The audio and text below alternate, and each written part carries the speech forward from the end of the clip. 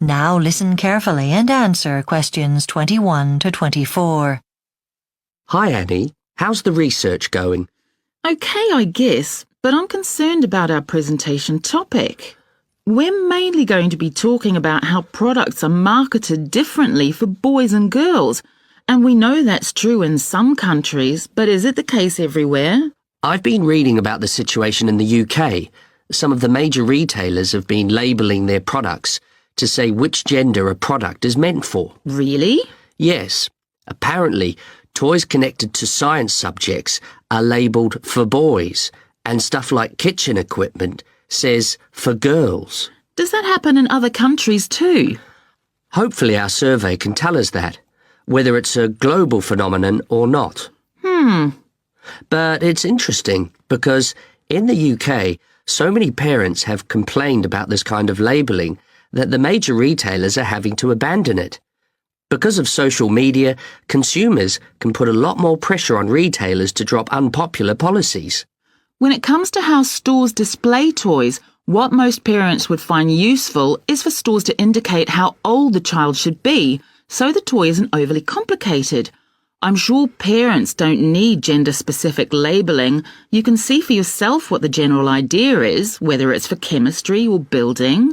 That book by that neuroscientist, Lise Elliott, what was it called? Pink brain, blue brain. That's it. There was a lot of material on the way advertising can affect children. Her arguments really make sense. Yes, some claims are very convincing. Even though she's mainly talking about the USA, I'm sure they can be applied elsewhere. One thing I highlighted was how marketing products according to gender can cause problems for children in the future. For example? If you signal to girls that science and engineering stuff isn't for them, then surely they grow up believing that that's what boys do, even if they study science and physics at school. They might not regard those subjects as something they'll eventually make a living from. So those are jobs they won't consider. And if you never encourage boys to play with toys that develop socialization skills, that's not fair either. Maybe, but the consequences aren't as problematic. Not sure about that. Actually, I think that's something we should address during the presentation. Before you hear the rest of the discussion, you have some time to look at questions 25 to 30. Now listen and answer questions 25 to 30. Let's talk through the section about clothes for children. The way we've ended up with specific colours for each gender. One thing I found surprising is that children in 19th century America used to be dressed in white. Yes, until age 6. It was because the outfits were a lot easier to clean. Yes, they just bleached them to get the dirt out. Nothing to do with fashion or cost. There was no other effective way to clean them. Then, in the early 1900s, I read that boys were dressed in pink and girls in blue.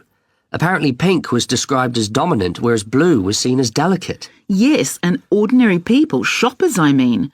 They could read articles about the sons and daughters of the famous and how they were dressed, and they wanted their own children to be dressed the same.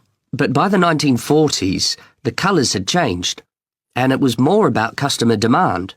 Retailers analysed the shopping habits of parents and looked at the results, and they interpreted them to mean that pink was now the favourite colour for girls and blue for boys. So shops started to advertise the products accordingly. Yes, and in the USA, it was a time when boys dressed like dad and girls like mum.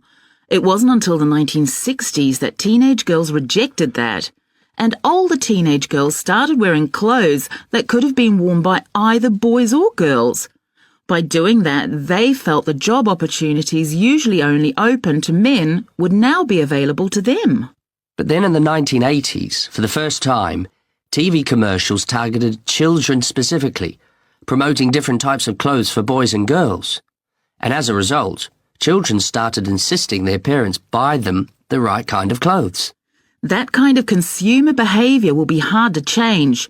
And one researcher, Paoletti, she maintains that women who never got to wear pretty, typically feminine clothes when they were little, well, they're now dressing their girls in that style to make up for it.